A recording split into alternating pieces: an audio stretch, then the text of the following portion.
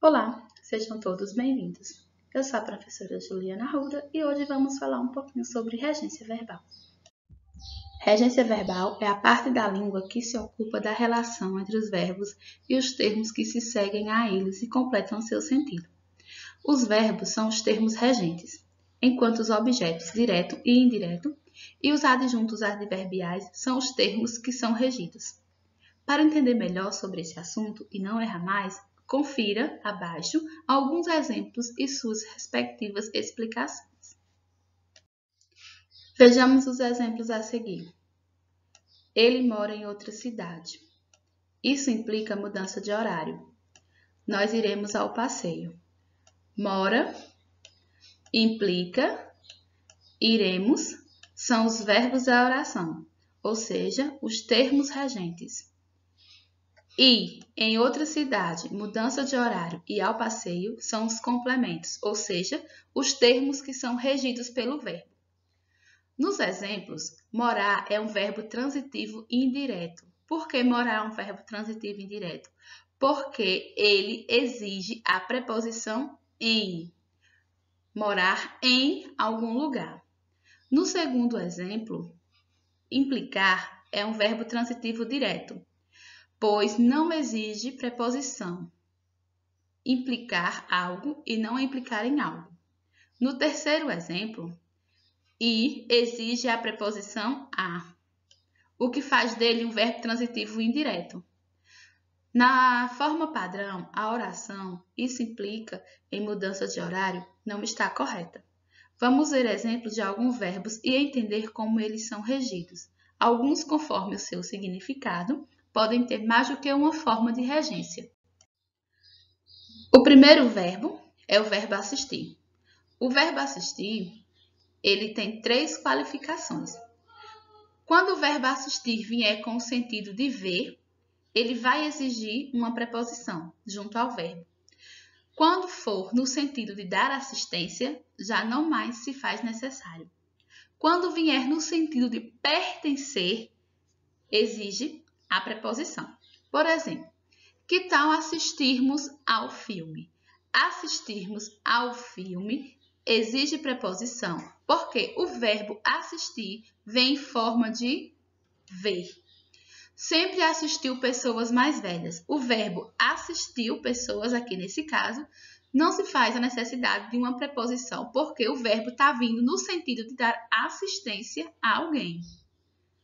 Assiste aos prejudicados o direito de indenização. Nesse caso, o verbo assiste faz-se uso da preposição porque o verbo vem no sentido de pertencer a algo. Na teoria a seguir de Calvin e Haroldo, nós temos mais um exemplo do verbo assistir. Era uma vez... Espere! O que foi? Esse livro foi um best-seller? O autor foi premiado? Entrou na lista de todos os jornais? Só quero histórias altamente recomendadas. Há elogios na contracapa? Era uma vez um menino chato que passou a dormir sem historinha. Esse livro virou filme? Podemos assistir ao vídeo? No último quadrinho, Calvin fala corretamente assistir ao vídeo. O segundo verbo é o verbo chegar. O verbo chegar é regido pela preposição a. Chegamos ao local indicado no mapa. Essa é a forma padrão. No entanto, é comum observarmos o uso da preposição em nas conversas informais, cujo estilo é coloquial. Por exemplo, chegamos no local indicado no mapa, quando nós sabemos que a forma correta é chegamos ao local indicado no mapa. Terceiro verbo, o verbo custar.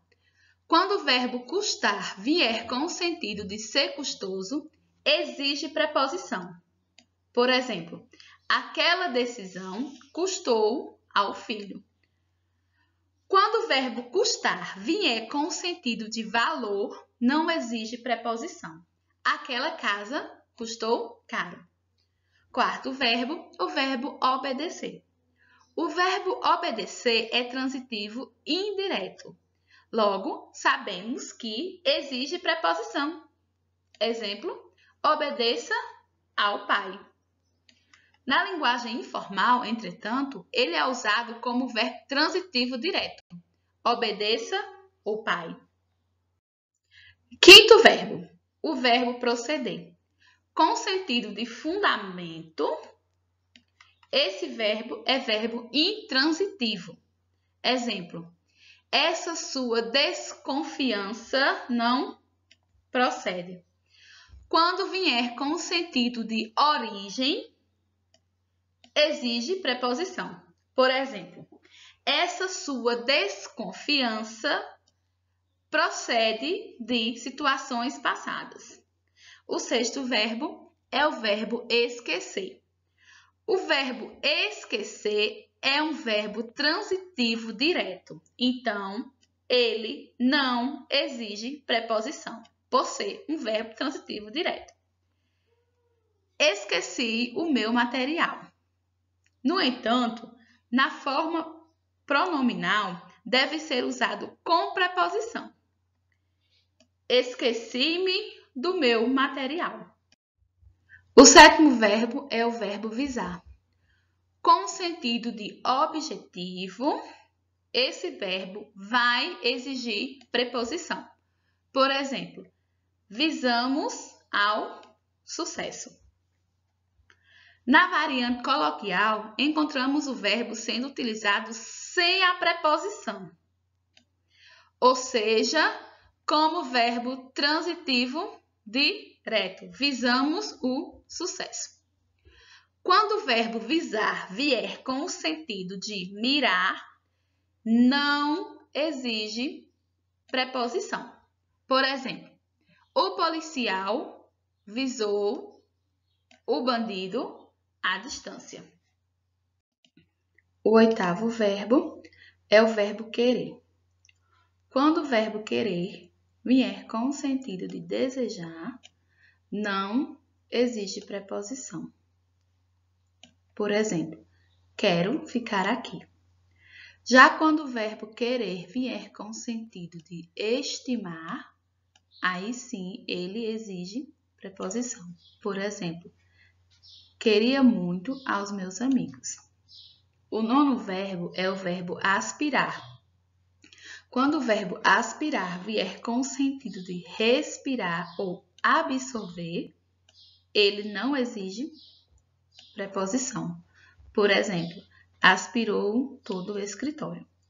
Já quando o verbo aspirar vier com o sentido de pretender, aí sim exige preposição. Por exemplo, aspirou ao cargo de ministro. No nosso último exemplo, nós temos o verbo chamar. Com o sentido de convocar, ele não exige complemento com preposição. Por exemplo, chama o Pedro.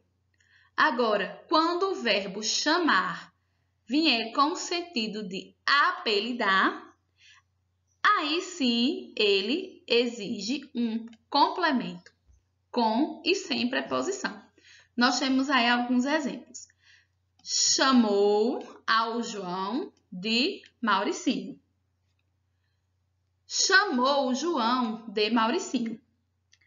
Chamou ao João Mauricinho. Chamou João Mauricinho. Então é isso, pessoal. Espero que vocês tenham gostado da aula de hoje. E em breve estaremos juntos novamente, se assim Deus permitir.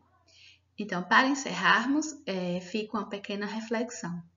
Não existe saber mais ou saber menos. Há saberes diferentes. Paulo Freire. Obrigada pela atenção de todos.